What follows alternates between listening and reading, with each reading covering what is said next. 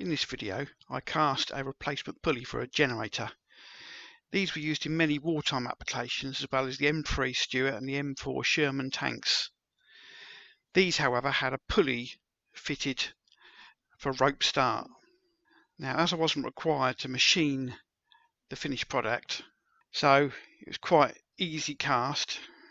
I did have an original, but it was a bit too rough, so I ended up doing a CAD model and 3D printing one. The casting wasn't really suitable for just doing a straight copy pattern. So I CAD it up, I put an extension on the end with a slight taper. This is going to aid machining at the end. And yes, 3D printers do make some really strange noises. It's perfectly normal.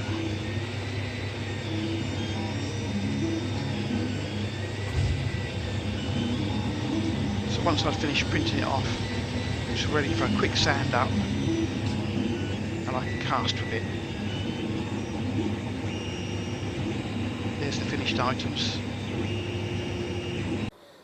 So these are the two cores that are going to make the pulleys.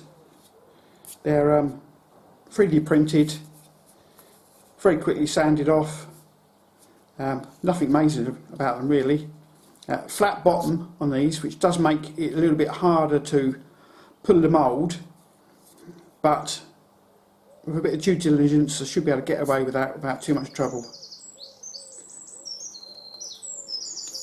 Yeah, quite simple really. Now, I'd never really intended to make the video about the pulleys because they were straightforward enough. The video was intended for the manifolds, which you can see there, but I had enough footage just to make this short video on the pulleys. So here I am ramming up the cope, and at the end you'll see the finished castings, and the castings all machined up and fitted onto the generator. So with that, I'm going to leave you to watch the last little bit.